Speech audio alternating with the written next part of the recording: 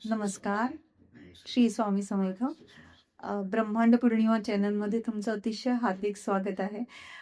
प्रेक्षकांनी दिलेल्या अतिशय भरघोस प्रतिसादामुळे आपण पुन्हा म्हटलं की दादांची एक छोटीशी मुलाखत घ्यावी.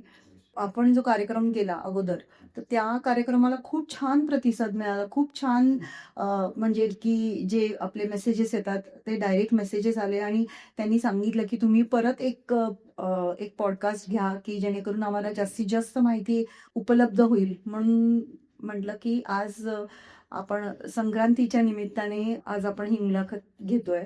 मला जनरली काय म्हणायचं, की पौष महिना म्हटलं, प्रत्येक पौषात असं असतं, की काही विधी कराव्यात, काही विधी करू नयेत.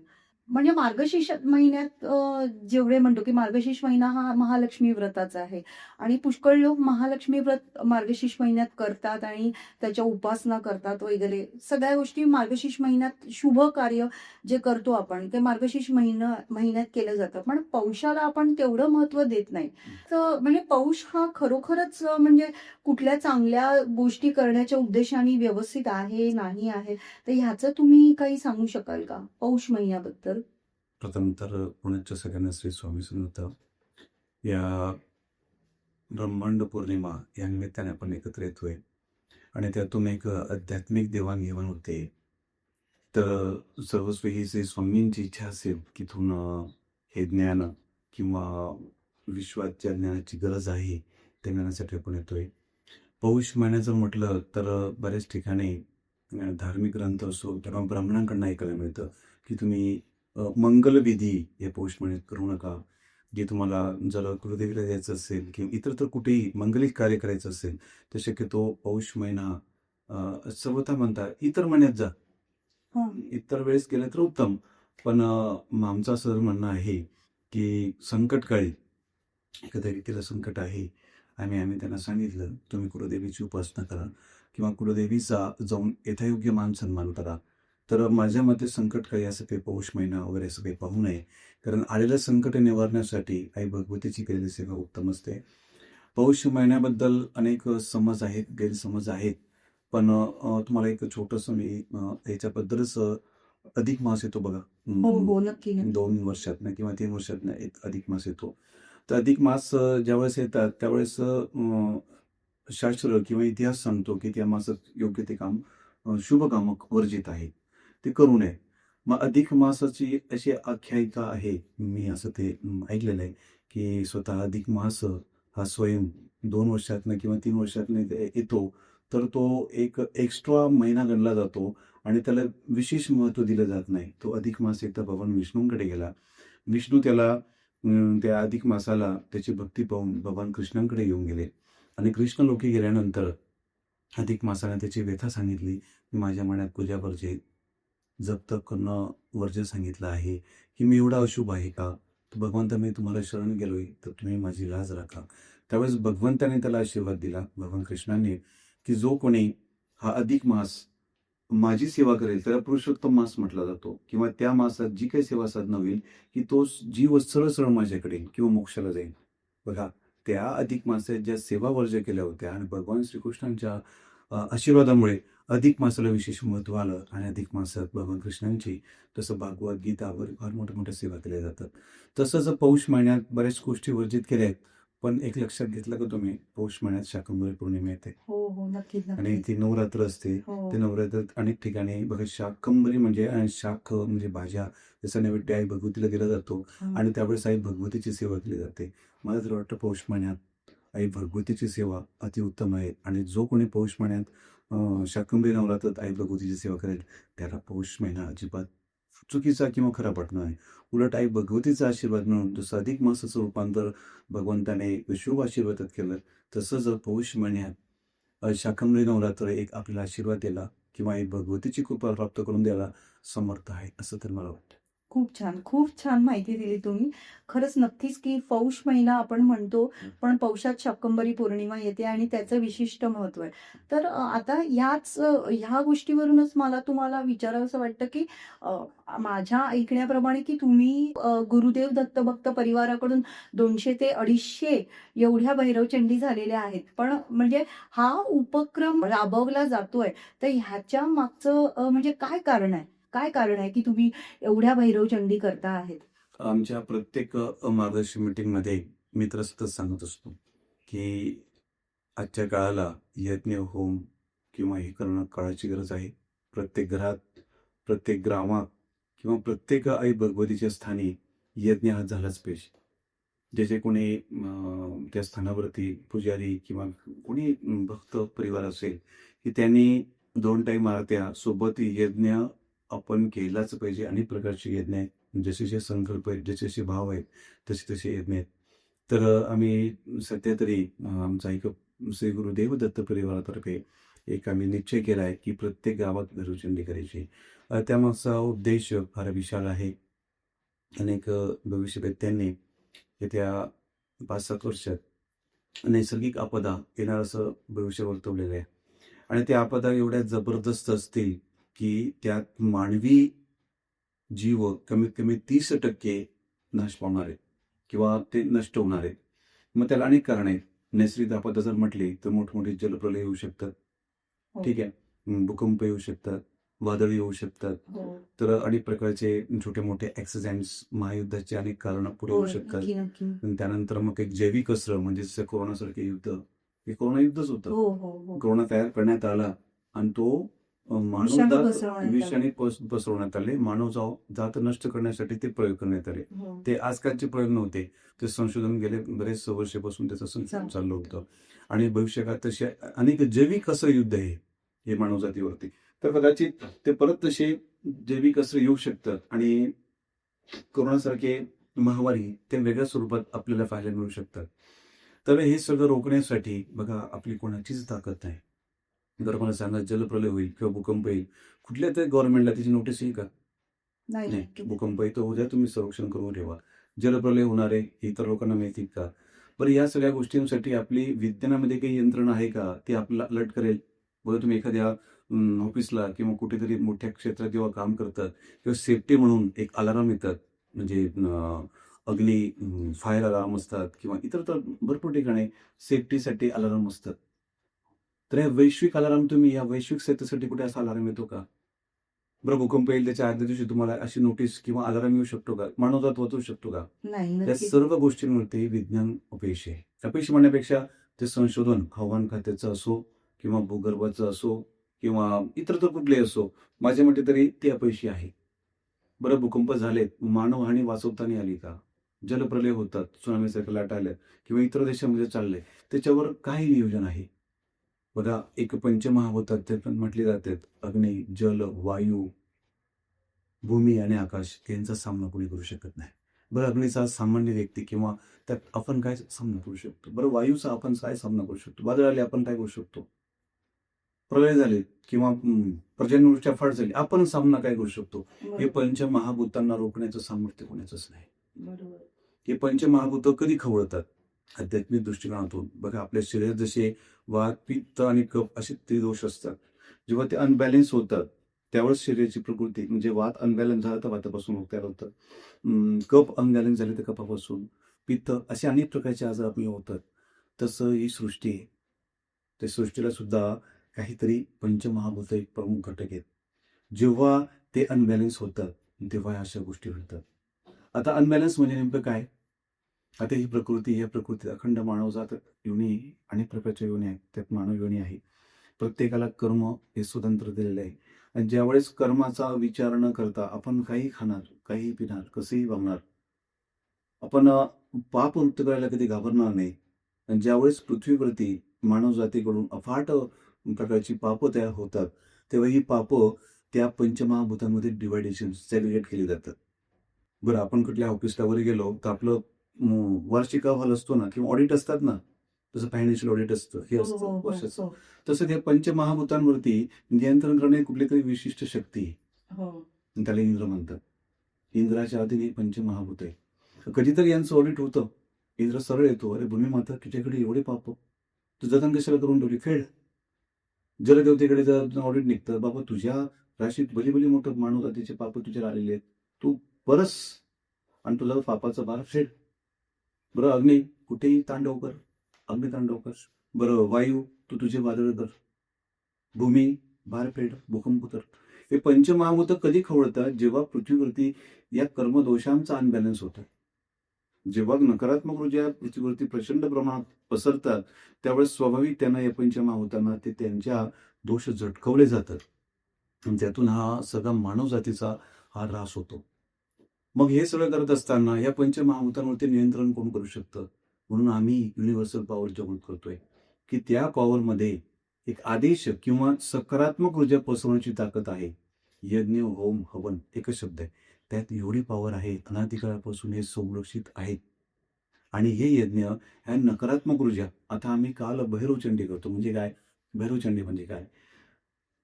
चंडीचा भैरवांचे केलेला पाठ की अच्छा. त्या ठिकाणी भैरवांना देखील आवाहन केलं जातं.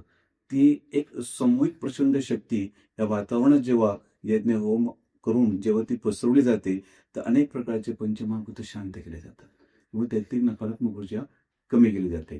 तर या माध्यमातून ज्यावेळेस आम्ही भैरवचंडीला सुरुवात केली, आमचे 2-3 उदाहरणं फार मोठे. सगळ्यात प्रथम आम्ही भैरवचंडी स्वच्छ, निस्वार्थी आणि जगत कल्याणाच्या उद्देशाने करतोय. त्यात कुठलेही व्यावसायिक पॅटर्न नाही. अनेक लोक या कार्यक्रमाचा एक व्यावसायिक पॅटर्न तयार करत आहेत. त्यातून फक्त लोभ, स्वार्थ आणि प्रसिद्धी या माध्यमातून ज्या यज्ञ होम हवन केले जातात, त्याला मला तरी वाटतं विशेष त्या इष्टदेवतेंचा विशेष आशीर्वाद मिळत आहे. आम्ही जगत कल्याणासाठी कुठलाही स्वार्थ, लोभ न ठेवता जेव्हा हे कार्यक्रम करतोय, तर हे भक्तीची मिळावे झाले. आम्ही सुरुवातीला मला तर वाटतं निपाणीला आम्ही एक कार्यक्रम घेतला भैरवचंडीचा. त्यावेळेस परिस्थिती आपली भारत-पाकिस्तान युद्धाची होती आणि युद्धजन्य परिस्थिती असताना आम्ही संकल्प सोडला की हे युद्ध दोघी देशांना परवडणार नाही. ठीक आहे, धर्माचाच विजय होतो मान्य आहे, अधर्माचा नाश होतो मान्य आहे. पण जरी युद्ध झाली तर कदाचित येणाऱ्या भविष्यकाळात दोघी देशांना म्हणजे एक संकट निर्मिती झाली असती किंवा सगळ्या ठिकाणी महागाई वाढली असती, आरोग्याच्या समस्या वाढल्या असत्या आणि मानहानी झाली असती. त्या उद्देशातून आम्ही संकल्प घेतला की भारत आणि पाकिस्तान युद्ध बंदी व्हावी किंवा हे रोखलं जावं. त्यासाठी आम्ही निपाणीला म्हणजे कर्नाटकमध्ये आम्ही भैरवचंडी घेतला. जसं सकाळी संकल्प सोडला तर शेकडो सेवेकरांनी भैरवचंडी केली आणि संध्याकाळी साधारणतः मला वाटतं संध्याकाळी 7-8 वाजता आपले माननीय पंतप्रधान नरेंद्र मोदीजी यांनी युद्धबंदी केली. तर सांगण्याचा महत् प्रयास ह्या आदिशक्ती म्हणजे ह्या विश्वातली प्रचंड आदिमाया शक्ती हिचा आपण संकल्प घेऊन जर हे सेवा साधना केल्या तर विश्वात कुठलीही हानी आपण रोखू शकतो. कारण ही विश्वातली फार मोठी युनिव्हर्सल पॉवर आहे आणि जर जागृत झाली तर निश्चितच त्याचा प्रभाव या मानवजातीवर पडेल. एक छोटंसं उदाहरण ते झालं. हवामान खात्याचा अंदाज होता की महाराष्ट्रात चक्रीवादळ येणार आहे आणि ते समुद्र किनारपट्टीच्या अनेक तालुके, जिल्हे तिकडच्या यांना असं अलर्ट केलेला होता आणि कधीही ती चक्रीवादळ भयंकर मोठं नुकसान करून जाणार. त्यावेळेस आमच्या भैरवचंडीच्या माध्यमातून ते चक्रीवादळ समुद्रातच फिरवले आहे. मुंबई किंवा इतरत्र किनारपट्टीवर त्याचा विशेष प्रभाव पडला नाही. तर हे जे काय आकस्मिक संकट आहेत ते नैसर्गिक आपदेचं त्यावरती मला तरी वाटतं नियंत्रण करणारी एकमेव युनिव्हर्सल पॉवर जर असेल तर आदिशक्ती आहे.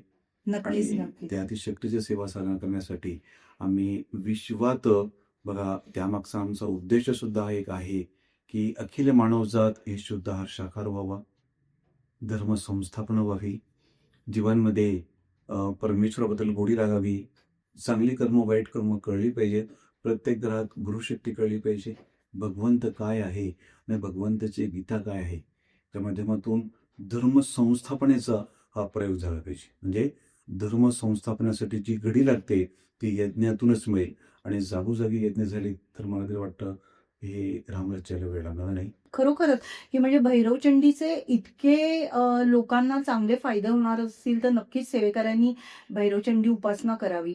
पण मला दादा ही गोष्ट प्रकर्षाने तुम्हाला विचारावीशी वाटते की भैरवचंडी म्हणजे ह्यात भैरवाची पण उपासना आली आणि चंडीची पण उपासना आली. तसं पर्जन्य चंडी आणि अजून भरपूर हे याग असतील म्हणजे, तर त्या संदर्भातली पण तुम्ही माहिती काही देऊ शकाल का? अवश्य. बघा, आदिशक्तीची सेवा आहे आणि मी अख्ख्या विश्वाला सांगू शकतो की आई भगवतीसारखी शक्ती ही विश्वात नाही. ती मूळ माया आहे आणि त्या मायेवरती जर नियंत्रण मिळवायचं असेल तर विविध प्रकारे संकल्प घेऊन आपण या चंडी करू शकतो. ही भैरव चंडी म्हणजे काय की वैश्विक संतुलन व्यवस्थित राहावं, नकारात्मक शक्तीचा नाश व्हावा, शत्रूंचा नाश व्हावा, संरक्षणासाठी ही भैरव अशी चंडी केली जाते. आता मी मगाशी पर्जन्य चंडी म्हटलं हां. की ज्यावेळेस विश्वात पाऊस पडत नाही त्यावेळेस पर्जन्य चंडी केली जाते. अधिक पॉवरफुल चंडी जर करायची असेल तर गायत्री चंडी केली जाते. अजून जर आरोग्यावरच्या अनेक समस्या असल्या तर आपण व्यक्तिगत महामृत्युंजय चंडी करू शकतो. मग शत्रूंचा नाश होण्यासाठी बगलामुखी चंडी करू शकतो. या परमेश्वराने विविध देवता निर्माण केल्या आहेत. काही करुणामय आहेत, काही उग्र स्वरूपाच्या आहेत, काही तामसिक आहेत, काही राजसिक आहेत. जशा जशा आपले संकल्प असेल, जशा जशा आपल्या मनोकामना असतील, इच्छा वासना असेल, तशा आधारित आपण या आराधना करू शकतो आई भगवतीची. तर ही वैश्विक संकल्पना म्हणून आम्ही भैरवचंडी केली. तर अनेक वेळेस आम्ही सांगतो की विवाह मंत्र संपुटीत, जर विवाह जुळत नसेल तर आदिशक्तीचे 14 पाठ करा. विवाह मंत्र संपुटीत लावून करा.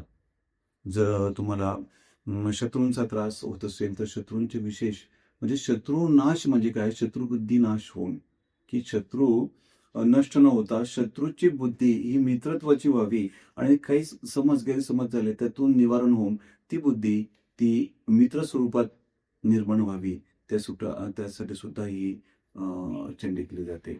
मानवी जीवनामध्ये जी सामान्य लोक आहेत त्यांना भैरवचंडीबद्दल एवढ्या कल्पना नाहीये किंवा भैरवचंडी कुणी करावी, कशासाठी करावी आणि मानवी जीवनातलं सामान्य माणूस की जो आपल्या डे टू डे रुटीन असतं म्हणजे की जे काम धंदा नोकरी सकाळी उठून संध्याकाळी, तर ते कसं करू शकतील की त्याच्यासाठी काय म्हणजे की त्यांनी कुठे जावं म्हणजे जर त्यांना भैरवचंडी करायची असेल तर ह्याच्यासाठी तुम्ही काही मार्गदर्शन करू शकाल का? बघा, ही वैश्विक सत्ता आहे आणि आपापल्या कुलदेवीची सेवा आहे.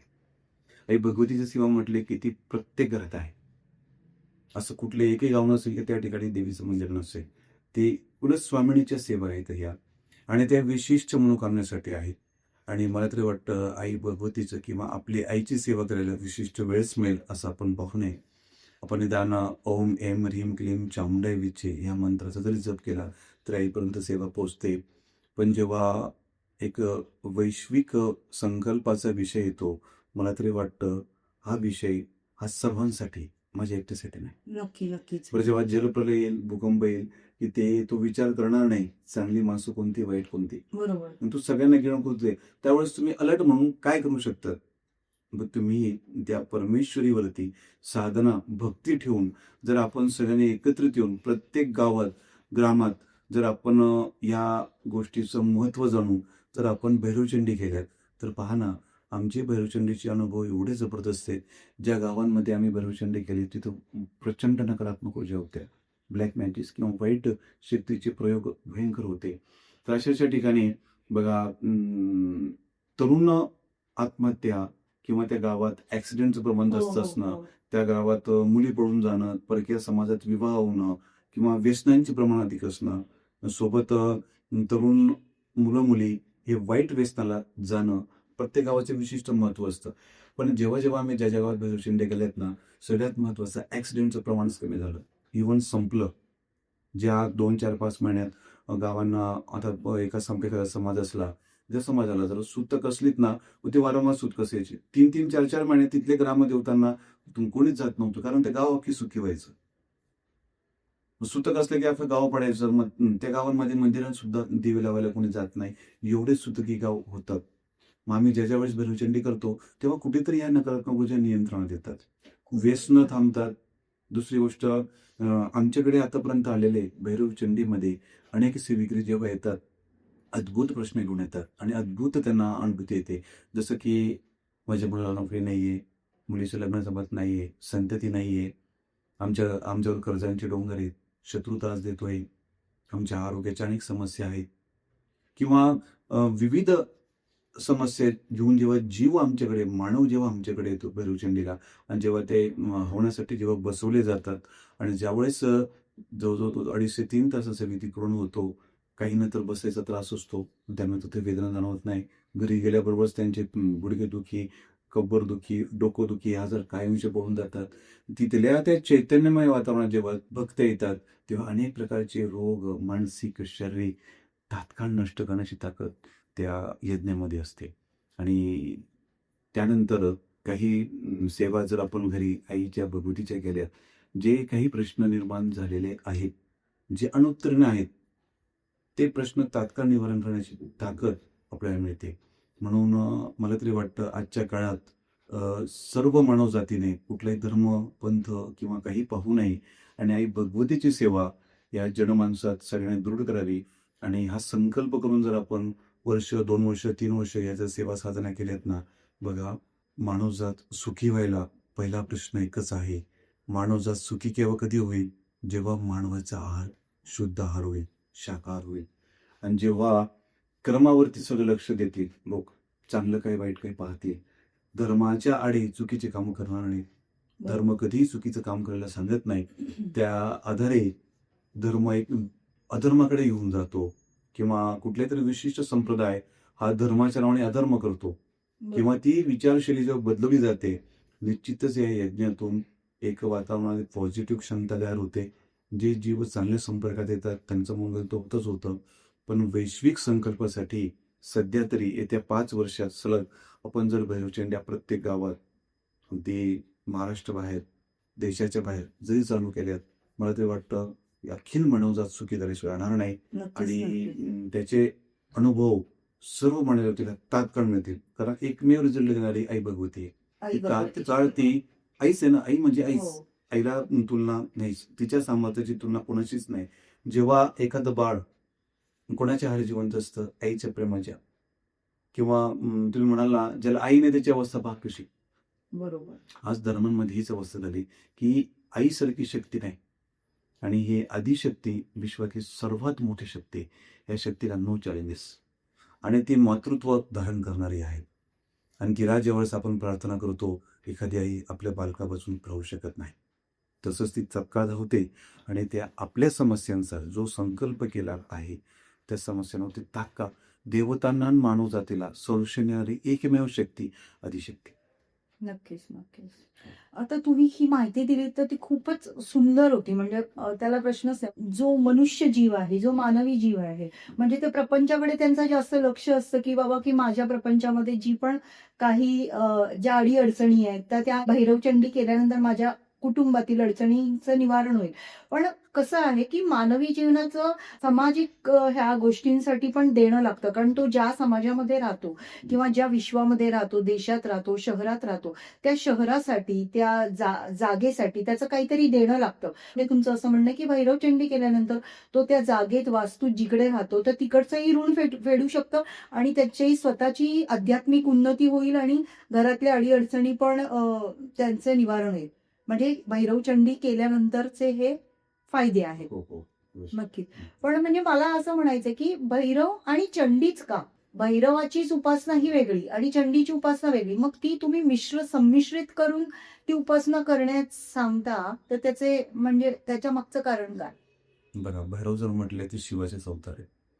आणि त्यांना क्षेत्रपाल म्हटलं जातं. अनेक महान साधू संतांनी भारत देशात अष्टभैरव पेरले. म्हणजे त्या संरक्षणासाठी. हिंदू म्हणजे एक समाज नसून एक संस्कृती आहे. या संस्कृतीला संरक्षणासाठी क्षेत्रपाल असे अष्टभैरव निर्माण झालेले आहेत. आणि ते अष्टभैरव अहंकार नष्ट करण्यासाठी झाले किंवा शत्रूचं दमन करण्यासाठी झाले. आणि आपण जर तुम्ही कुठं जर आई भगवतीच्या मंदिरात जर गेलात, तर तुम्हाला त्या ठिकाणी कालभैरव, वटुकभैरव हे मंदिर सापडतात. तर ती आईचे म्हणजे एक संरक्षण करणारी देवता आहे किंवा आई भगवतीकडे जाणारे प्रथम त्या भैरवांना नमन करून आई भगवतीकडे जाता येतं. जसं तुम्ही शिवाच्या मंदिरात गेला, शिवाच्या मंदिरात गेल्यानंतर तुम्हाला आधी नंदीला नमन करूनच पुढे जावं लागतं. हो, नक्कीच. तसंच आई भगवतीकडे जाताना भैरवांचा आशीर्वाद करूनच पुढे जावं लागतं. आणि ती क्षेत्रपाला देवता असून संरक्षण देणारी देवता आहे. आणि संमिश्र पाठ करण्याचा अर्थ असा की आई भगवती सहित भैरवांचं आपण आव्हान करून या ज्या काही दुष्ट शक्ती आहे शत्रुनाशासाठी किंवा नकारात्मक जे काही विश्वात पसरलेले आहे त्यांना शमन दमन करण्यासाठी हा पाठ म्हणजे अधिक सुप्रीम क्वालिटी सुप्रीम. पण आपण म्हणतो ना, ठीक आहे सरस्वती सरस्वती नंतर महासरस्वती आहे ना हो बरोबर. हो हो तसं नवचंडी नवचंडी आहे, पण अतिशय प्रभावशाली भैरवांसहित करायचं असेल तर भैरवचंडी. म्हणजे याचा अर्थ असा की आई भगवती आणि भैरवांसहित आपण त्यांना आव्हान करून या सर्वत्र देवता या ठिकाणी संरक्षण आणि प्रभावशाली आपल्याला ते मदत करतात. आणि भैरवांचं जर म्हटलं तर एक सध्याच्या काळात सगळ्याच भगिनींना संरक्षण देण्याची जी गरज आहे. आम्ही कधीही संरक्षणाचा विषय आला किंवा तात्काळ रिझल्ट देण्याचा विषय आला की भैरवांची सेवा सांगतो.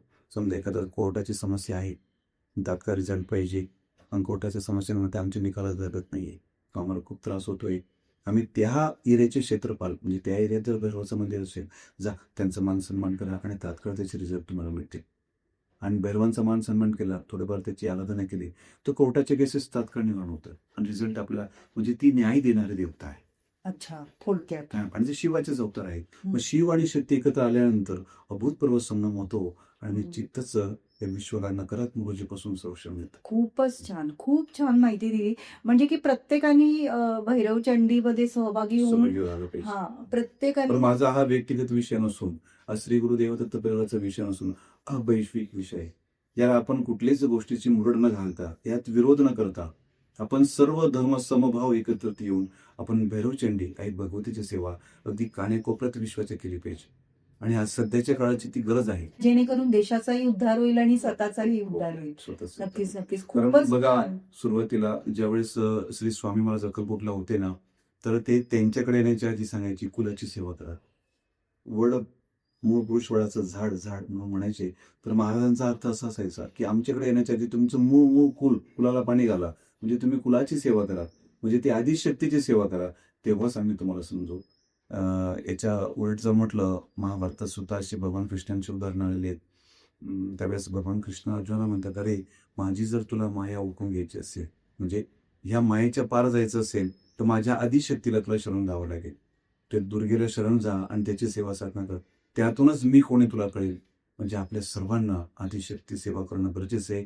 कुठलाही पंथ कुठलाही समुदाय असो की माया जाणून घेण्यासाठी त्या आदिशक्तीला शरण जाणं फार गरजेचं आहे. आणि त्यातूनच आपल्याला परमेश्वर कळतो, गुरु कळतं. हो नक्कीच नक्कीच. तुम्ही खूप छान माहिती दिली भैरवचंडी संदर्भात. म्हणजे त्याच्या बाबतीत लोकांची जी पण काही मतं असतील तर ती आता जर लोकांनी हा जर पॉडकास्ट बघितला तर त्यांची जी ह्याच्याबद्दलची जी पण काही मतं असेल की भैरवचंडी का करावी तर ती नक्कीच त्या गोष्टीचं निवारण झालं असेल. म्हणजे की मला खरंच त्या गोष्टीचं कौतुक वाटतं. पण मला एक विचारायचं होतं की एक सामान्य मनुष्य म्हणून म्हणजे मी आहे किंवा कुणीही एक सामान्य मनुष्य की त्याला या भैरवचंडीमध्ये सहभागी व्हायचंय किंवा त्याला त्याच्या कुटुंबासह भैरवचंडीमध्ये सहभागी व्हायचंय, त्याला भैरवचंडी करायची आहे, तर त्याने कुठे जावं, त्याने काय करावं, कोणाशी संपर्क करावा? म्हणजे जर गुरुदेव दत्त भक्त परिवारातर्फे जर त्याला त्याच्यात भैरवचंडीमध्ये यायचं असेल तर त्याच्यासाठी तुमच्याकडून सामान्य माणसांसाठी काय म्हणजे काही माहिती आहे का किंवा तुम्ही काही ह्याच्याबद्दल माहिती उपलब्ध करून देऊ शकता का? अवश्य. बघा सगळ्यात महत्वाची गोष्ट, प्रत्येकाला काहीतरी कर्म आहे.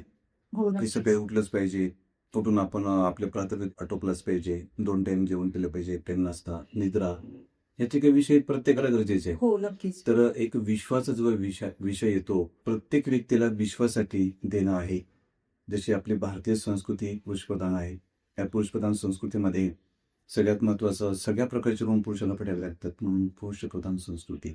जसं कुलदेवतांचे ऋण फेडणं, मातृ ऋण फेडणं, पितृ ऋण फेडणं, पितरांचे ऋण फेडणं, समाजाचं ऋषीचं अनेक प्रकारची ऋण आपल्याला हे फेडावेच लागतात. त्याशिवाय भगवंताचं गीतेचं ज्ञान मिळत नाही.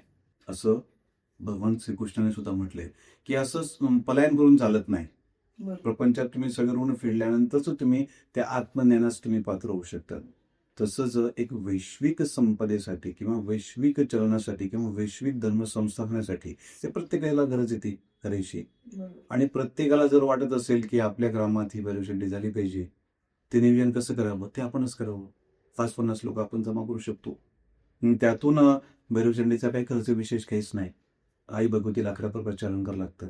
त्याची सविस्तर माहिती आम्ही देतो. आई भगवतीचं यज्ञकुंड कसं मांडावं, कुठल्या ठिकाणी घ्यावं आणि 5, 50, 100, 200, 500, 1000 लोक आपण एकत्रित करून हा उत्साह करू शकतो. आणि यासाठी विशेष काहीच खर्च नाही. अन्नदान लागेल. आपण आपल्या गावातलेच प्रमुख व्यक्ती स्पॉन्सर्स म्हणून आपण काढू शकतो. आणि बघा त्या गावाचं एवढं मंगल होतं, एवढं मंगल होतं. एखादं गाव शापित, ताप देणारं असतं. काही प्रचंड संकट गावात असतात. तर ती दुष्काळग्रस्त असतात. दुष्काळग्रस्त असतं. अनेक ठिकाणी अजून सुद्धा पर्जन्य होत नाही. अनेक ठिकाणी म्हणजे काय बोलणार, की अगदी मुली मिळत नाही. बघा फार मोठी गोष्ट आहे. अनेक ठिकाणी म्हणजे समाजात मुलींची संख्या कमी झाली तर मुली मिळत नाही. म्हणजे कुठेतरी एक समाजाचा अनबॅलन्स झालाय प्रत्येक गोष्टीचा. तर आई भगवतीची सेवा केलेल्या भैरवांसहित तर सगळ्यात महत्वाचं येणारा काळ संकटाचा, शत्रू धावून येत असेल किंवा शत्रू चालून येत असेल किंवा शत्रूचा त्रास असेल, गावागावात असेल किंवा आपल्या काहीतरी उद्धार गावाचं होण्यासाठी विशेष गोष्टी आडव्या येत असतील किंवा समजा एखादा आमदार, खासदार किंवा नगरसेवक तो योग्य नाहीये, तो चुकीचा मिळाला आहे आणि त्यातनं आपले कामं होत नाहीये. मग त्या भूमीला चांगलं पात्र मिळावं सेवकाचं किंवा चांगला आमदार मिळावं, चांगला खासदार मिळावं. त्या भूमीचा भाषांतर विकास देखील व्हावा आणि त्या भूमीची वास्तू म्हणजे त्या ग्रामाची वास्तू देखील पवित्र व्हावी. त्यासाठी आई भगवतीची उपासना सर्वश्रेष्ठ आहे. आपण जागतिक संकल्प तर करतोच, बरोबर. पण हे सगळं त्या ग्रामाच्या लोकांना गरजेचंच आहे ना. बरोबर. गरजेचं म्हणजे तुमचं गाव जसं आता मला सांगा, देह एक माझी वास्तू आहे. माझी वास्तू देह आहे. हो, हो. बरं, देहाचं मला मग बंधन आहे. काय खावं, काय प्यावं, त्यातनं माझं शरीर तंदुरुस्त असेल. हो. बरं ठीक आहे. माझी एक वास्तू आहे घरातली. हो. ती वास्तू जर व्यवस्थित असेल, आनंददायी असेल, तर ती वास्तू आनंद देणारच आहे. बरं, माझी ग्रामांची वास्तू याचा विचार कोण करतं? कोण करतं? माझ्या ग्रामाची वास्तू.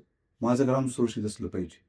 वाईट शक्तीने ते नकारात्मक ऊर्जेने ते बाधित असायला नको किंवा सकारात्मक ऊर्जा असल्या पाहिजे. मग हे सगळ्या त्या ग्रामच्या लोकांना हा विषय करणं गरजेचं आहे. आणि त्यातून ही आदिशक्तीची सेवा जर त्या ग्रामात झाली, आधीच सांगतो त्या ग्रामामध्ये दुष्चक्र कधीच येणार नाही. वाईट गोष्टी होऊ शकत नाहीत. त्या ग्रामामध्ये असे यज्ञ जर पेटले, सर्व मंगले मंगलेच होईल. चुकीची कामं होणार नाहीत, चुकीचे आहार होणार नाहीत, चुकीचे गैरसमज होणार नाहीत. आजकाल गुरूंची गरज आहे या विश्वाला. गुरु असा असला पाहिजे की तो सरळ सरळ जीवांचा, समाजाचा, राष्ट्राचा आणि या धर्माचा उद्धार करणारा असला पाहिजे. धर्म नांदणारा असला पाहिजे. ती तेवढी पॉवर, सक्षमता आजकालच्या गुरूमध्ये अजिबात नाही, अजिबातच नाही. मग त्यातून काय होतंय की वैश्विक यज्ञ लोक विसरले. जुन्या काळात तुम्ही जर पाहिला तर वैश्विक यज्ञ होत होते. बरं, त्या काळची संख्या 500 कोटी असेल पृथ्वीवरची, पण निदान 50 लाख वगैरे तर यज्ञात होती. आणि त्या 500 कोटीच्या लोकांना सर्व समर्थ म्हणजे धर्म संप्रदाय किंवा धर्म संस्थापनेसाठी खूप गरज होती. आज जर पृथ्वीची संख्या जर 800 कोटी असेल, मला 80 लाखच लोक पाहिजे. संपूर्ण विश्वात धर्म आणले, जेवढी गरजच नाही. बाकीचे राक्षस असू द्या. बरं, ज्यांना भैरवचंडी करायची असेल त्यांनी या श्री गुरुदेव दत्त परिवारातर्फे एक तुम्हाला लिंक देण्यात येईल. त्या लिंकला तुम्ही ॲड व्हा आणि सविस्तर नंबर आपले दिले जातील, त्यांच्याशी कॉन्टॅक्ट करा आणि भैरवचंडीसाठी संपूर्ण ग्राम सहित आपण सगळ्यांनी तयारी लागावं. आणि हा आणीबाणीचा काळ आहे आणि हे शास्त्र, हे अध्यात्मशास्त्र आहे. या सर्व बाबींवरती आपण प्रचंड श्रद्धा निष्ठा ठेवून आपण कर्म करावी. आणि भैरवचंडीसाठी मी तर म्हणतो पूर्ण भारत देशात प्रत्येक देवीच्या मंदिरात, प्रत्येक ग्रामात कुठल्याही पद्धतीचा नकार न करता प्रत्येक समुदायाने कुठलाही जात पात धर्म कुठलेही काही न मानता सर्व धर्म समभाव समजून, मानवता समजून या आदिशक्तीची उपासना अख्ख्या विश्वात झाली पाहिजे आणि सगळ्यांनी त्यासाठी कार्यरत असलं पाहिजे. हे वैश्विक संकल्पनेचं नियोजन आहे. यामध्ये दुष्टबुद्धी, वाईट विचार किंवा विरोध करणं हे प्रचंड चुकीचं आहे. विरोध कुठले लोक करतील? महिषासूर प्रवृत्ती ती विरोध करेल. जे आई भगवतीचे सेवक आहे ते कधीच विरोध करणार नाही. आणि त्यांनी सर्वांनी एकत्रित येऊन या भैरवचंडीचा आपापल्या गावात आपण प्रत्येकाने स्वागताने ह्या भैरवचंडी आपण केल्या पाहिजे. आणि मी तर म्हटलं ना, 10,000 संख्येचं गाव असेल, मला 100च लोक पाहिजे. ही चांगल्या विचारांची असेल, ती एकत्रित येऊन त्यांनी ही अगदी किरकोळ खर्चात ती भैरवचंडी होते. आणि आपण भोजनाचं आणि यज्ञ असं सगळ्या प्रकारचं ज्ञान आम्ही द्यायला तयार आहोत. त्यांनी आम्हाला संपर्क करावी आणि ह्या मानवीय या समाजाचा उद्धारासाठी आपण सगळ्यांनी एकत्रित यावं आणि हा संकल्प आदराने आपण तो स्वीकारावा आणि तडीस न्यावा, असं मी अखिल Yes, मानवाची असून. म्हणजे की तुम्ही एखाद्या गावासाठी किंवा एखाद्या कुटुंबासाठी वगैरे, तर त्यांनी अगर जर तुमच्या गुरुदेव दत्त भक्त परिवाराशी संपर्क केला तर तुमच्याकडून नक्कीच त्यांना पूर्णतः मार्गदर्शन होईल आणि तुमची जी टीम असेल ती त्यांना नक्कीच या बाबतीत मदत करेल, म्हणजे जेणेकरून जगाचं पण हित आहे ह्यामध्ये आणि त्यांच्याकडून थोडा हो, हो, हो, हो. बघा, मी म्हटलं ना, आमच्याकडे जे लोक हे नियोजन करतात ना, त्यांची प्रश्न शिल्लक राहत नाही. मी आधी सांगतो, जे 40 वर्षाच्या भगिनी होत्या, पुरुष होते, त्यांची त्या भैरव शेंडीच्या नियोजनामध्ये किंवा त्या भैरव शेंडीचा संकल्प त्यांनी पूर्ण करताच त्यांची विवाह जमले. हो. काहींची पुत्र संततीची कामं झालीत. अनेकांची, दादा आम्ही भैरव शेंडीला बसलो, माझ्या मिस्टरांचं प्रमोशन झालं, मला मेसेज आला, एकाला म्हणतो माझ्या बँकेत अमुक अमुक पैसे पडले दादा, कोणाला तरी मी दिले होते, मी विसरली होती आणि ते 10 वर्ष त्यांनी परत केले. अनेक लोकांच्या प्लॉटच्या समस्या, जागा विकेच्या समस्या, ज्यांनी आम्हाला योगदान केले त्यांची पटापट कामं झाली. अशी कामं झाली कारण आई भगवतीचा जर आशीर्वाद मिळाला हो. तर बघा, आर्थिक, शैक्षणिक, आरोग्याच्या आणि वाईट शक्ती यांच्या बाधा अनेक प्रकारच्या नंतरात्मक ऊर्जा असतात, ह्या तात्काळ बनवतात. मी तर प्रत्येकाला सांगतो, मी हा यज्ञ केला, होम केला, हवन केलं आणि आमचे लग्न जुळत नाही झालं, काय केलं आम्ही सांगतो, तुमची कुलदेवी कोणती आहे? आई भगवती. तुमची कुलाचा मूळ देवी कुठली? हा, ती माहित नाही, आम्ही 1-2 प्रयोग सांगतो, ते प्रयोग करा आणि त्यातून तुम्हाला मूळ कुलदेवीचा माहिती पडते. आई भगवती स्वप्नात दर्शन दिली तेव्हा स्वतः कोणीतरी येऊन आपल्याला आई भगवतीपर्यंत घेऊन जातं. जेव्हा गती मूळ स्थानावर जाऊन 11 अलंकारासहित जेव्हा मान सन्मान करते, अगदी 40 दिवसाच्या आत लग्न जमले. हो. कुठल्याही प्रकारची यज्ञ थोतांड न करता, काही न करता आपल्या कुलस्वामिनीची सेवा साधना जर चालू केल्यात ना, आर्थिक, संततीचे, वैवाहिक आणि आरोग्याच्या समस्या तात्काळ त्यावेळेस लागत नाही. म्हणजे याचा अर्थ की कुठलाही महिना चांगला असू दे, चांगला नसू दे, म्हणजे आपण म्हणतोय की देवी भगवतीची सेवा तरी नक्कीच पौषात आपण करू शकतो, जसं तुम्ही नवरात्रीचं सांगितलं आणि परत ही भैरवचंडीची इतकी सुंदर माहिती दिली, म्हणजे की आपण कुठलीही सेवा नाही करू शकत असाल तर तुम्ही देवी भगवतीची सेवा नक्कीच पौष महिन्यात करू शकता आणि जेणेकरून तुमचे जास्तीत जास्त प्रॉब्लेम्स निकालात लागतील आणि त्याचा खूप पॉझिटिव्ह रिझल्ट येईल.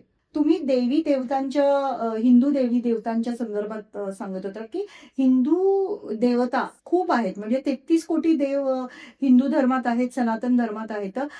हिंदू मध्ये म्हणजे सनातनी जी लोक आहेत त्यांनी कुठल्या देवाची सेवा केल्यानंतर त्यांना कुठलं फळ प्राप्त होईल, म्हणजे की आता एखाद्या कुटुंबामध्ये आहे की बाबा की कित्येक पिढ्या झाल्या की त्यांना मूलबाळ नाहीये किंवा मुलं होऊन ती न जगणं किंवा कुटुंबाचा संहार होणं, अशा खूपशा गोष्टी असतात की मग यासाठी कुठल्या देवांची कशी उपासना करावी याच्या संदर्भात तुम्ही काही सांगू शकता का? अवश्य अवश्य. बघा, हिंदू धर्म फार विशाल आहे आणि हा देवादिकांचा धर्म आहे. हा मानवाचा आहे, पण मानवाचे जर पूर्वज म्हटले तर हे सगळे उच्च कोटीचे देवता आहेत. याला विसरून चालणार नाही. बघा, सूर्यवंशी नावातच पाहता आहे, रघुवंशी, जे सूर्यवंशातच रघुवंशी आहेत.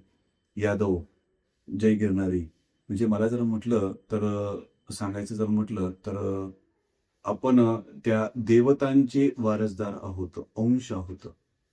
तर नेमक्या कुठल्या देवांची सेवा करावी? आता मगाशी मी तुम्हाला सांगितलं, आई भगवतीची सेवा मी कशासाठी करतो, म्हणजे आपली जन्माला तर मी देहापासून सुरुवात करतो चौक्या. आता हा माझा देह आहे.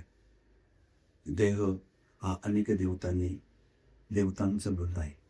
पहिले माझ्या देहाची वास्तू जर म्हटली की माझ्या देहामध्ये भरपूर देवतांचा निवास आहे. हो, नक्कीच. बरं, कुंडलिनी शक्ती जर जागृत करायची म्हटली, आपण म्हणतो कुंडलिनी शक्ती आदिशक्तीचे प्रथम गणेशाचं स्थान आहे. हो. पांडवाघरी राहणं म्हणजे इथं अज्ञात जगात भगवान कृष्णांचं स्थान आहे. राईट. हृदयामध्ये ललिता देवीचं स्थान आहे. अनेक देवी देवता हे म्हणजे पांडवाचं शरीर हे देवतांचं आहे. हे माझी वास्तू झाली, माझ्या देहाची वास्तू झाली. बरं, माझ्या घराची वास्तू. आता माझ्या घराच्या वास्तूत जर देवघर, कोणी त्याला मंदिर म्हणतं, देववारा जर योग्य असेल तर त्या वास्तूत उत्तम असे स्पंदन, व्हायब्रेशन्स तयार होतात. देवघरामध्ये नेमकं कुठले देवघर असले पाहिजेत, देवघरात नेमके कुठले देव असले पाहिजेत, कुठल्या गुरूंची सेवा करावी, कुठल्या कुलदेवतांची सेवा करावी आणि कुलदेवतांचं आणखी काय देवघरात असलं पाहिजे, या सगळ्या बाबींचे थंबूत जर ज्ञान आपल्याला असेल तर आपलं देवघर हे ऊर्जा देणार असेल. आणि त्या देवघराबद्दल जर आपण अज्ञान असाल तर तेच देवघर प्रचंड नकारात्मक ऊर्जेचं स्थान असतं.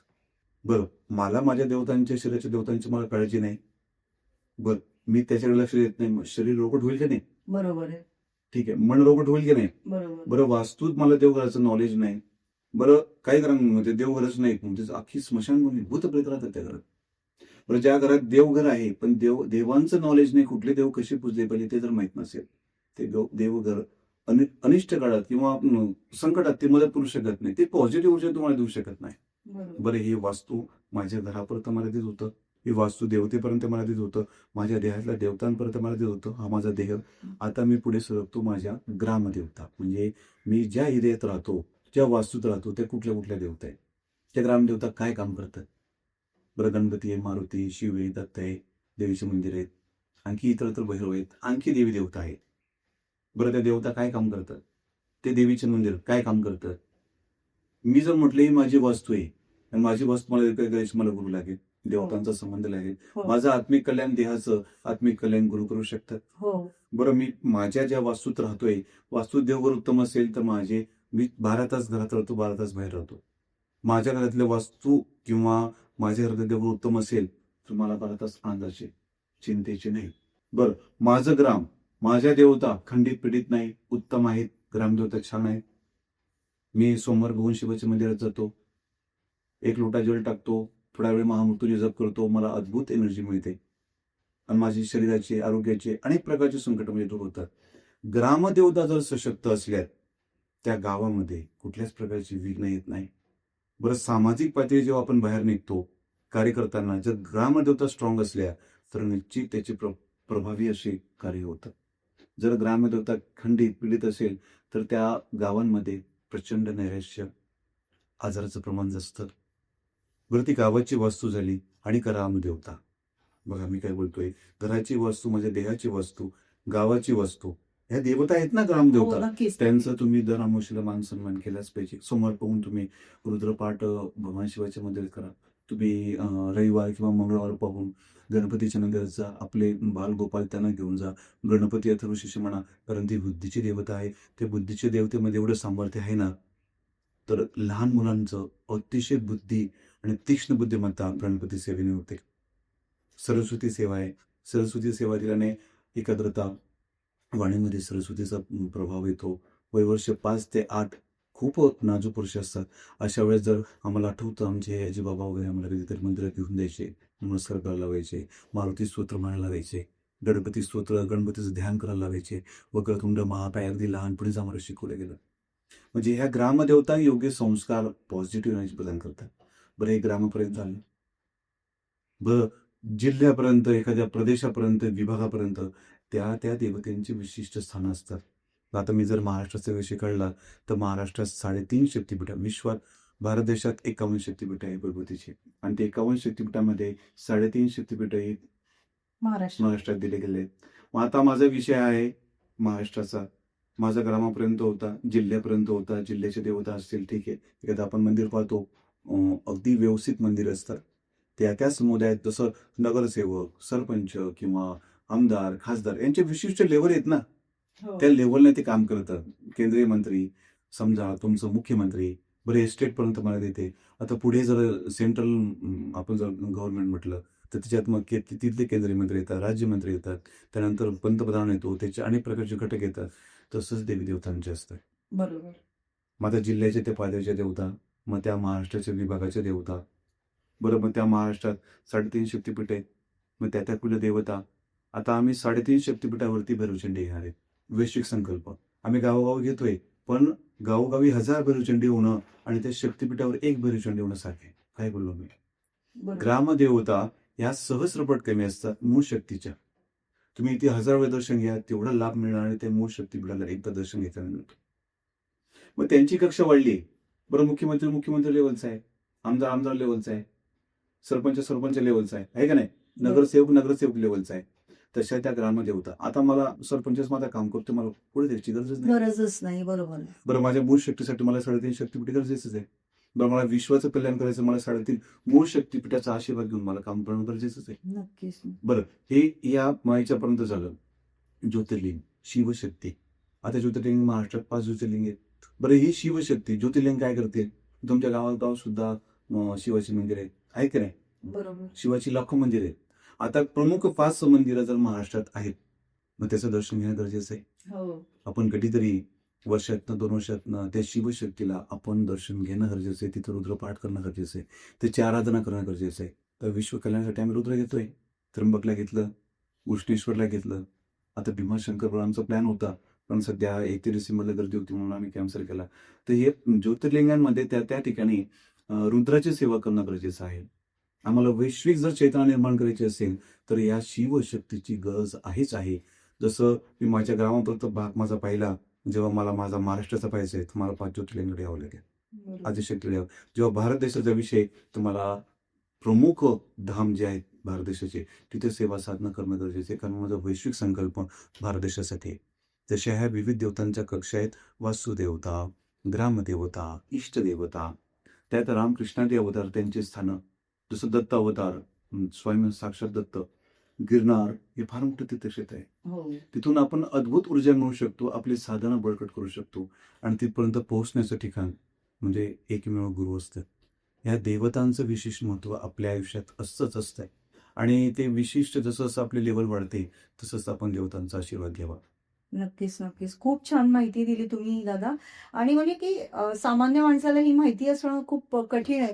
जो सामान्य माणूस आहे की त्याला रोज आपण देवपूजा करण्याच्या व्यतिरिक्त पुढे काय असतं याच्याबद्दल काही माहिती नसते. पण ही तुम्ही जी माहिती दिली त्याचं तुम्हाला खूप सखोल ज्ञान आहे आणि ह्यावरती तुम्ही खूप छान आम्हाला माहिती दिली. तुम्ही मगाशी बोललात की कुठल्या देवता कशासाठी बसल्या पाहिजेत, हां. तर तो विषय थोडा अपूर्ण राहिला.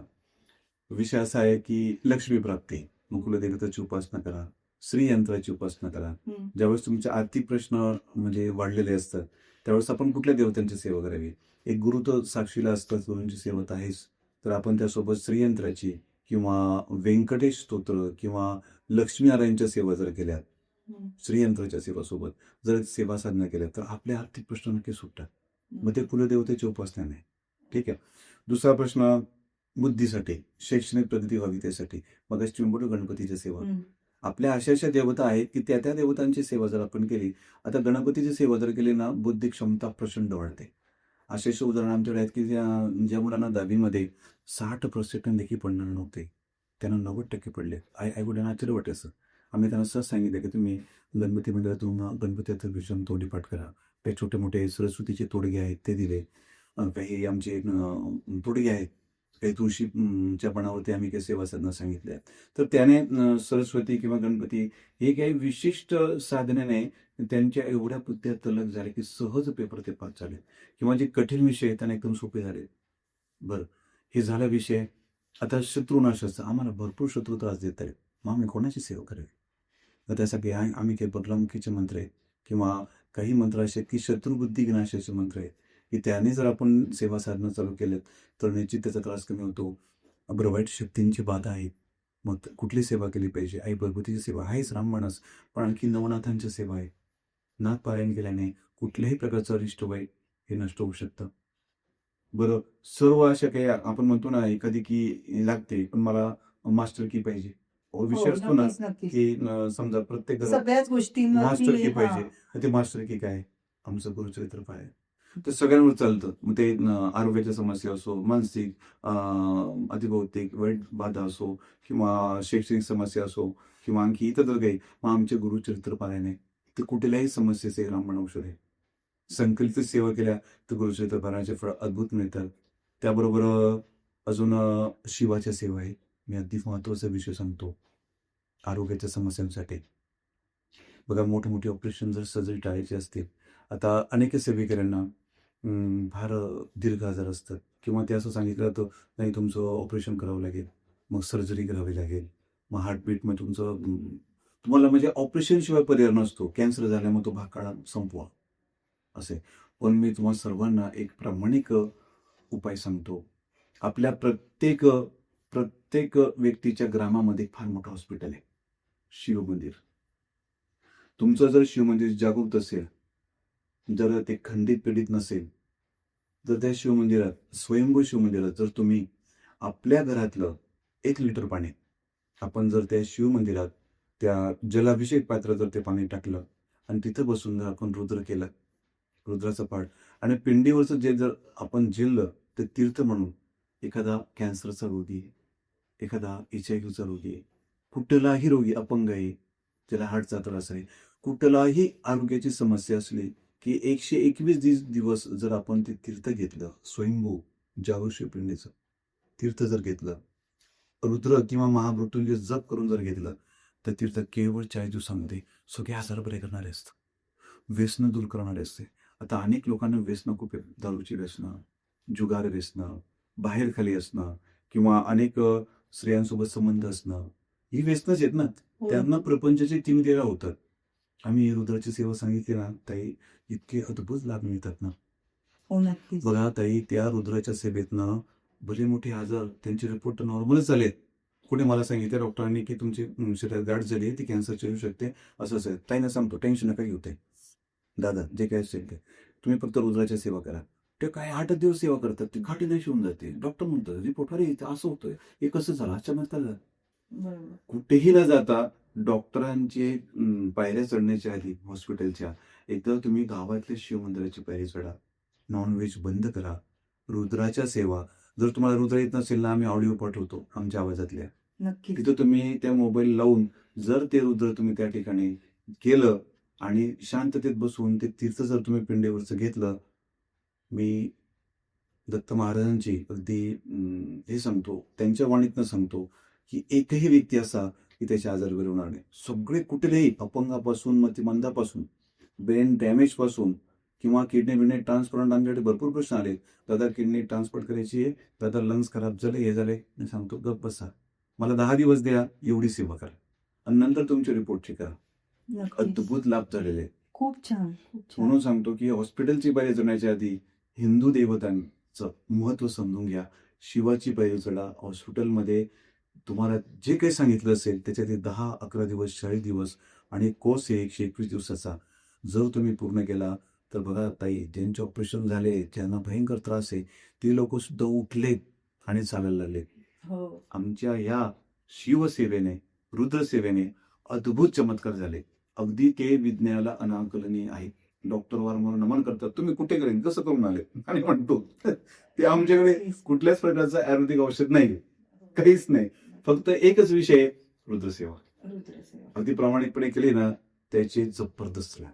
आणि मला अजून एक सांगावसं वाटतं की आपला जो मगाशी विषय झाला की आपण बोलत होतो की म्हणजे देवी देवतांच्या ज्या सेवा आहेत, बरोबर आहे की देवी देवतांच्या या विशिष्ट सेवा केल्यानंतर तुम्हाला जे विशिष्ट फलप्राप्ती, तुम्हाला विशिष्ट सेवा केल्यानंतर तुम्हाला ती विशिष्ट फलप्राप्ती होईल.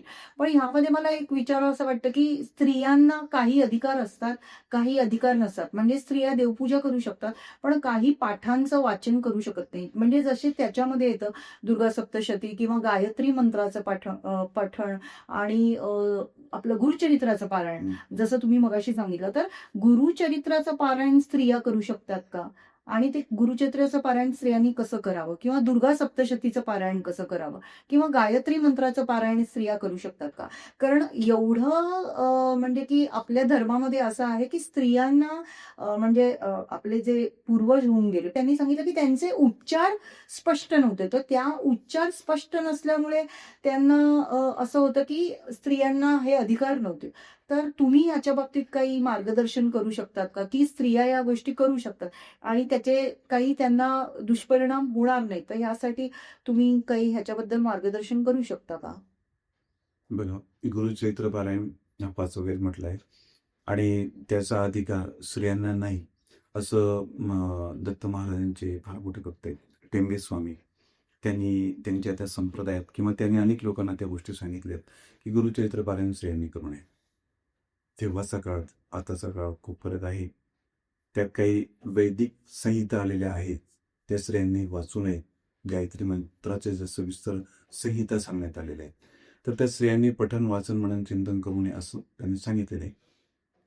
पण मी म्हणेल, एक प्रत्येक श्री आई भगवती सारखीच आहे आमच्यासाठी. भगवतीच आहे. तिचं स्वरूप काय, मूळ स्वरूप स्त्रीचं ही भगवतीच आहे. आणि त्या भगवतीलाच आपण त्या भगवतीची किंवा कुठली सेवा आपण करू देणं नाही, हे चुकीचं आहे. त्या विशिष्ट संहिता जर गुरुचरित्र पारायणमधनं जर काढल्या तर प्रत्येक स्त्रीला गुरुचरित्र पारायण करण्याचा अधिकार आहे. इव्हन करोडो स्त्रियांनी गुरुचरित्र पारायण केलेत. त्यांचं कुठल्याच पद्धतीचं नुकसान झालं नाही. पण त्या स्त्रियांनी गुरुचरित्र पारायण केल्यावरती आईच्या, वडिलांचा आणि सासरच्या पिढ्यांचा, घरांचा उद्धार केलेला आहे. आजच्या काळाला सगळ्यात जास्त गरज असेल तर गुरुचरित्र पारायण स्त्रियांनी खूप करावं. कुठल्याच पद्धतीची अडचण वगैरे काहीच नाही.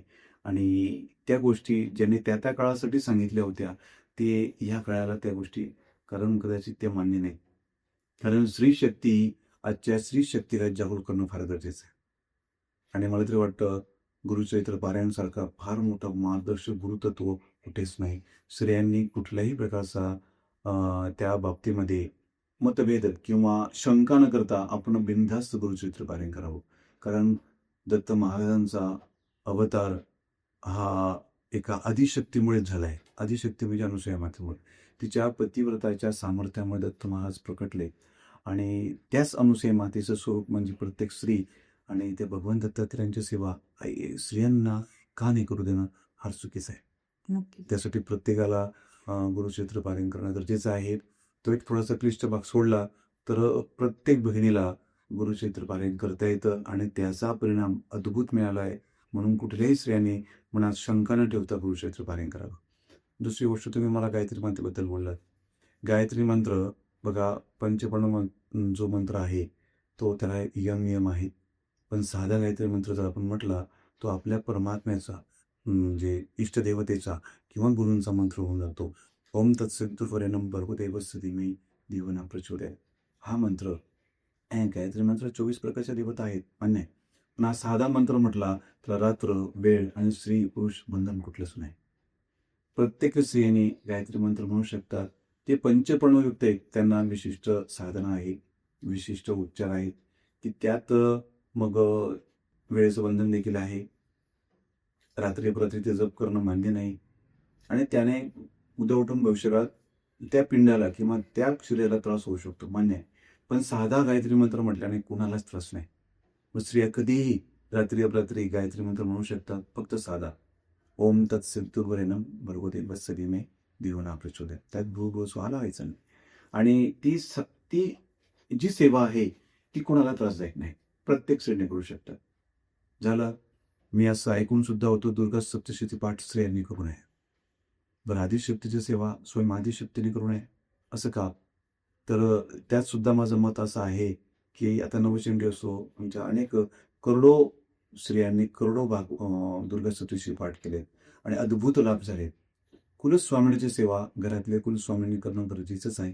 त्याबद्दल कुठलंही शंका करता आपण ही भगवती सेवा अगदी घराघरात, समाजात, राष्ट्रात आपण पेरावी आणि तिचा मूळ अधिकार प्रत्येक स्त्रीला आहे. तुम्ही इतकी सुंदर माहिती सांगितली की पहिल्यापासून तुम्ही पौष महिन्यापासून म्हणजे पौष महिना हा जसा मार्गशीर्ष महिना देवी महालक्ष्मीसाठी आहे, तर पौष महिन्यामध्ये तुम्ही देवी भगवतीची सेवा करून तो खूप वेगळ्या पद्धतीने साजरा करू शकतात. आणि आता मकर संक्रांत पण आहे. आता मकर संक्रांत आली आहे आणि ह्या मकर संक्रांतीच्या शुभ मुहूर्तावर सुद्धा तुम्ही देवी भगवतीची सेवा करू शकतात. आणि देवी भगवती स्वतः स्त्रिया असून म्हणजे स्वतः स्त्री असून सुद्धा त्या गोष्टीपासून तिने का वंचित राहावं हे तुम्ही खूप छान पद्धतीने पटवून दिलं अक्षरशः. पण मला एक विचार असं वाटतं की जी गावाखेड्यात राहणारी लोक आहेत तर त्यांच्याकडे त्यांच्या कुटुंबामध्ये कुणी अशिक्षित असतील की त्यांना लिहिता वाचता येत नाही, कुणी म्हातारे असतील की ज्यांना खूप इच्छा आहे या सगळ्या गोष्टी करण्याची पण काही कारणास्तव त्यांना लिहिता वाचता येत नाही. मग त्यांना ही साधना करायची आहे, त्यांना पण त्यांच्या कुटुंबाचा उद्धार करायचा आहे. मग त्यांनी गुरुचरित्राचं वाचन कसं करावं किंवा गुरुचरित्र त्यांच्या आयुष्यात कसं त्यांनी केल्यानंतर त्यांच्या आयुष्यात फरक पडेल याच्या संदर्भात तुम्ही सांगू शकाल का? गुरुचरित्र खरं म्हटलं तर 5वा वेद आहे. नावातच भाग आहे गुरूंचं चरित्र. बरं, गुरु कसे असले पाहिजे, त्यांच्या लीला कशा असतात, शिष्य कसे असले पाहिजे, त्याचं एकमेव उदाहरण म्हणजे गुरुचरित्र ग्रंथ आहे. गुरु साक्षात परब्रह्म. तो जर अनुभव आपल्याला जर अनुभवायचा असेल तर आयुष्यात एकदा तरी गुरुचरित्र पारायण करावं. बरं, मग असे म्हटल्या अशिक्षित कोणी असं पुरुष बंधू असतील तर ज्यांना गुरुचरित्र पारायण करता येणार नाही, एक मला 1998-99चा प्रसंग आठवतोय, की आम्ही अशा स्वामींच्या सेवा साधना करत असं अनेक खेडेगावांमध्ये फिरत होतो. एकदा असंच एक खेडेगावात असताना एका ताईने मला सांगितलं, "मला वाचता येत नाही, पण मला गुरुचरित्र पारायण करायचं आहे. काही असो, स्वामींनी, दत्तप्रभूंनी माझा संकल्प पूर्ण करावा." मी त्यांना आधीच सांगितलं, "ताई, तुम्हाला वाचता येत नाही, मग तुम्ही गुरुचरित्र पारायण कसं करणार?" बोलते, "नाही, मला ते पारायण करायचं. मग त्यासाठी तुम्ही वाचन शिका." बोलते, "आता माझी ती वेळ नाही." तर वयवर्ष त्यांचं 40-45 वर्ष वय असेल. तर तो अनुभव पहा. त्यांनी मला असंच कॉन्टॅक्ट केला. दादा मला अमुक-अमुक पारायणला बसायचंय.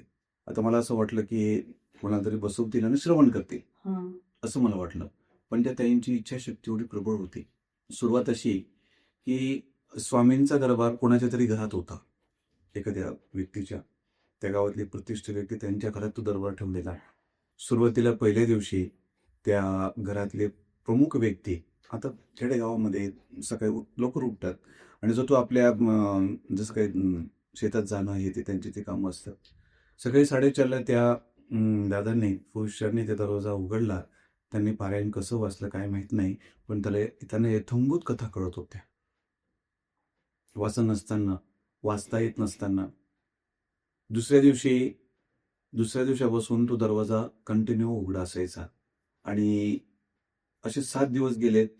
त्या ताईंनी पारायण कसं केलं माहीत नाही. वाचता येत नाही, पण भक्तीच्या भावाने ते पारायण कसं झालं माहीत नाही. प्रत्येक कथा त्यांना कळत होत्या. आणि दुसऱ्या दिवशीपासून सलग 5 दिवस, 6 दिवस हा दरवाजा कोणी उघडला सकाळी 4-4:30ला. तर त्या घरातल्या त्या भगिनीला असं वाटायचं, की मालकाने दरवाजा उघडला. मालकाला असं वाटायचं, की माझ्या धर्मपत्नीने दरवाजा उघडला. सलग 6 दिवस पारायण झाल्यानंतर 7व्या दिवशी जेव्हा ते विषय काढलेत, की बरं झालं तुम्ही रोज दरवाजा उघडायचे म्हणून माझं हे पारायण झालं. तर पहिल्या दिवशी कबुली दिली त्या गृहस्थाने, त्या घरातल्या प्रमुख व्यक्तीने, की मी पहिल्या दिवशी दरवाजा उघडला. पण दुसऱ्या, तिसऱ्या, चौथ्या, 5व्या, 6व्या, 7व्या दिवशी मी आलो नाही. मग त्याने चर्चा केली, की हा दरवाजा कोणी उघडला? तर त्या घरातल्या कुठल्याच व्यक्तीने सकाळी दरवाजा उघडलेला नसायचा. सकाळी उठून दरवाजा कोण उघडायचं? ही सगळी स्वामींची लीला. आणि ते गुरुचरित्र पारायण त्या निरक्षर किंवा त्या स्त्रीला, अशिक्षित असलेली स्त्री ती पारायण कसं करू शकली? त्यावरती मला अचानक एक गोष्ट अशी आठवली, की आपली आई जेव्हा लहान मुलाला कुठली भाषा कळत नसताना, जेव्हा त्या भावनेतून, जेव्हा ती याच्या मनात काय आहे किंवा याला नेमकं कशाची गरज आहे, जे आपल्या आईला कळतं. मग आपली आई, दत्तप्रभू किंवा भगवंत, ही यांना फक्त भावना करणं गरजेचं आहे. तुमचा भाव काय, भक्ती काय, भाषा गौण आहे. बरोबर. बरं, गीता भगवंतांनी सांगितली, मुखातून नाही सांगितले. ते संवाद होते, मुख संवाद होते अर्जुन आणि भगवान कृष्णांचं. तर एवढं समर्पक उत्तर पुरेसं आहे. आणि समजा ज्यांना तेवढा भक्तिभाव प्रदान नाही करता आला, तर त्यांनी निदान औदुंबराच्या 11 प्रदक्षिणा जर केल्या, श्री स्वामी समर्थ मंत्र म्हणून, किंवा दिगंबरा दिगंबरा श्रीपाद वल्लभ दिगंबरा, किंवा श्रीपाद राजम शरणम प्रपद्ये म्हणून श्री गुरुदेव दत्त म्हणून जरी 11 प्रदक्षिणा मारल्यात, तरी त्यांना विशेष असं दत्तप्रभूंची कृपा होईल. म्हणजे मानवी जीवनामध्ये मानवाने काय काय करावं किंवा काय काय करू नये, तर म्हणजे त्याची कर्म कशी असावीत आणि त्याने त्याच्या आयुष्यामध्ये काय केल्यानंतर त्याचा त्याचा उद्धार होईल किंवा म्हणजे त्याचा आयुष्यामध्ये हे आता जे तुम्ही भैरवचंडीबद्दल सांगितलं किंवा कुठल्याही साधनांबद्दल सांगितलं आणि त्या साधना केल्यानंतर त्याच्या आयुष्यामध्ये काय फरक पडेल याच्या संदर्भात काही सांगू शकता का? जर कलियुग जर पाहिला, सर्वात श्रेष्ठ काळ कलियुगात आहे. मानव अगदी चटकन मोक्षाला जाऊ शकतो, असं कलियुगाचा काळ आहे. पण या काळात योग्य गुरूंचं मार्गदर्शन असणं गरजेचं आहे. योग्य मंत्र, आपले मंत्र, गुरुमंत्र हे परब्रह्म शक्ती स्वरूप जर असले, तर निश्चितच ते आपल्या आयुष्यात परिवर्तन करतील. अखंड नामस्मरण, गुरुवचनावर चालणं किंवा एक विशिष्ट धर्मसंप्रदायानुसार जे काही बंधनं असतात, त्या बंधनात राहून अखंड नामस्मरण करून गीतेच्या तत्वज्ञानानुसार जर आपण चाललो, तर ह्या कलियुगातच चटकन मोक्ष आहे. जास्त इतर युगांमध्ये, जर मी तुम्हाला इतर युगांचं जर सांगितलं, तर जर सतयुग जर म्हटला, हा 4,32,000 वर्षाचा आहे. मानवाचं आयुष्य तिथे 10,000 पासून 1,00,000 वर्षापर्यंत आयुष्य आहे. साधारणतः त्याची त्यावर्षी उंची जी होती तुम्हाला 35 ते 40 फुटाचा तो मानव दिसेल. पूर्ण धर्माचं राज्य होतं. तिथं दानव संस्कृती नव्हती किंवा दानव नव्हते. परग्रहावरनं आक्रमण केलं जायचं आणि पूर्ण पृथ्वीवरती देव साम्राज्य होतं. आणि त्या काळी तप करणं म्हणजे आज जर तुम्ही 1 दिवसाचं तप केलं तर त्यावेळेस 1000 वर्षाचं तप करावं लागत होतं. असं सत्ययुगाचा काळ होता. तो हिरण्यकश्यपू आणि प्रल्हादाचा काळ झाला. तर त्रेतायुगात प्रभू रामचंद्र आले. देव आणि दानव एकाच लोकामध्ये पृथ्वी कर्मभूमीवरती राहायला लागले. साधारणतः तेव्हाचं आयुष्य 1000 वर्षापासून तर 10,000 वर्षापर्यंत त्रेतायुगाचं आयुष्य होतं. त्यावेळेस माणसाची किंवा मानवाची उंची ही 20 ते 25 फुटाची होती. आणि त्या काळी दानव सुद्धा अगदी प्रामाणिक दानवपणा करायचे. जसं राम, मर्यादा पुरुषोत्तम आणि रावणाची सुद्धा पद्धत फक्त त्याने 2 जर गोष्टी सोडल्या, अहंकार आणि स्त्रीबद्दलची त्याची जी भूमिका आहे, या 2 गोष्टी जर सोडल्या तर कमी देवांपेक्षा तो कमी नव्हता. ब्रह्मज्ञानाचा अर्धा भाग त्याच्याकडे होता. प्रभू रामचंद्रांना त्याला मारायला खूप शास्त्रशुद्ध पद्धतीने त्याला मारावं लागलं. हा त्यावेळेचा काळ. त्यावेळेच्या काळामध्ये अनेक प्रकारच्या उपासना होत्या. नंतरचा जो काळ आहे तो द्वापरयुग. तर द्वापरयुगात काय झालं? देव आणि दानव एकाच कुळात जन्मले. पांडव आणि कौरव एकाच कुळात जन्मले. मानवाची साधारणतः उंची 10 ते 15 फूट ते द्वापरयुगात होते. 50% लोक पुण्यवान आणि 50% लोक कर्मदोष म्हणजे पाप करणारे होते. ते सत्ययुगात 100% लोक पुण्यवान होते. तर त्या युगात 75% लोक पुण्यवान होते. आता कलियुगात जर म्हटलं तर 25% लोक पुण्यवान आहेत आणि 75% लोक कर्मदोष म्हणजे पापाचरण करणारे, व्यभिचार करणारे. तर कलियुगाचं जर म्हटलं तर मानवाचं आयुष्य अगदी 10 वर्षापासून तर 100 वर्षापर्यंत आहे. उंची 6 ते 7-8 फूटपर्यंत आहे. आता तो दिवसेंदिवस उंच्या कमी होतील. आणि जर विचार जर केला तर आपल्या देहातच देव आणि दानव आहे. हो, नक्कीच, नक्कीच. देहातच देवता पण आहे आणि दानव संस्कृती म्हणजे चुकीचे कर्म आपल्या देहातच आहे. तर हे सगळं करत असताना आपण जर योग्य गुरु केलेत, गुरु करणं म्हणजे काय? आपल्या अंतर्गतातल्या देवांना एक सत्कर्म करण्यासाठी एक विशिष्ट साधन म्हणजे गुरुतत्व असतं. आणि कलीचा म्हणजे आता जे कर्मदोष आहेत, वाईट, तर त्याचा जो गुरु आपल्या देहात असेल तो कली. आता राक्षस नावाची गोष्ट नाही, आपल्या देहातच राक्षस किंवा दानवीय प्रवृत्ती ही विद्यमान आहे. ती द्वापरयुगात ती कशात होती? कुळामध्ये होती. तीच त्रेतायुगात पृथ्वीवरती होती आणि तीच सतयुगात फक्त परग्रहावरती दानव प्रवृत्ती होते. असा हा जो भाग आहे. आणि म्हणून आजच्या कलियुगात केलेल्या साधना, सेवा इतर युगापेक्षा अतिशय प्रभावशाली आहे. मंत्र, अखंड साधना, जप, तप जर केले तर कलियुगात मानवाचा उद्धार इतर युगांपेक्षा लवकर आणि अतिशय सुलभ गतीने होतो. म्हणून कलियुगात दत्तात्रय गुरुंची, श्री स्वामी महाराजांची, हे भगवतीची, कृष्णाची सेवा अवश्य करावी आणि आयुष्याचं कल्याण करा. तुम्ही इतकी सुंदर माहिती दिली की स्त्रियांनी काय करावं, काय करू नये, कुठले ग्रंथ वाचावेत, की जे ग्रंथ वाचून त्यांच्या कुटुंबाचा उद्धार होईल. ह्याच्याबद्दल तुम्ही जी माहिती दिलीत त्यासाठी मी पुन्हा ब्रह्मांड पौर्णिमा या चॅनल तर्फे तुमचे खूप खूप आभार मानते. पुन्हा एक महत्वाचं सांगतो, ज्यांना भैरवचंडी वगैरे करायची असेल आणि या सेवेत, या वैश्विक कल्याणाच्या सेवेत ज्यांना सहभागी व्हायचं असेल, त्यांना आमच्या ग्रुपबद्दल लिंक दिली जाईल ग्रुपची आणि विशेष संपर्क कॉन्टॅक्ट नंबर दिले जातील. तर ह्या वैश्विक युद्धासाठी किंवा या नैसर्गिक आपत्तीपासून वाचण्यासाठी अनेक भविष्यकारांनी मगाशी या येत्या 2-4-5 महिन्यात भविष्य वर्तवलेली आहेत. आणि त्या 5 ते 7 वर्षात मानवाचा 30% ऱ्हास होणार आहे. ही जरी गोष्ट खरी असली, अनेक साधूंनी अगदी छाती ठोक सांगितले की आमच्या साधना सोडून देऊ. येणाऱ्या काळ कठीण आहे, प्रचंड कठीण आहे. तर काही महानात्म्यांनी त्याच्यावरती उपचार पण सांगितले की असं करा, तसं करा, त्यातून आपल्याला सावरता येईल. पण आम्ही या सगळ्या बाबींचा विचार करून, लोकांना संघटित करून आणि या सेवा साधना करून या वैश्विक सत्ता, धर्मसत्ता प्रस्थापित करण्यासाठी आमचा हा प्रयत्न आहे. आमचाच प्रयत्न असून साक्षात दत्तप्रभूंचा, श्री स्वामी महाराजांचा हा प्रयत्न आहे. जे दत्तप्रभूंचे, स्वामींचे, श्रीपाद प्रभूंचे आणि नरसिंह स्वामींचे भक्त असतील त्यांनी कुठलीही मनात शंका न करता आपापल्या ग्रामात, आपापल्या शहरात, आपापल्या नगरात आपण भैरवचंडीचा, रुद्रपाठाचा, एक दिवसीय गुरुचरित्र पारायणाचा, नवनाथ ज्या ज्या ठिकाणी नाथ शक्ती आहे त्या ठिकाणी नाथ पारायणाचा, नवनाथ पारायणाचा आणि जिथं कृष्णाच चलेला आहे त्या त्या ठिकाणी कृष्णाचे अवतार आहेत त्या त्या ठिकाणी महाभागवत कथेचं आयोजन करून ह्या सृष्टीला आपण सावरूया आणि जास्तीत जास्त प्रमाणात आदिशक्ती भैरवचंडीचा आपण सगळ्यांनी संकल्प करूया.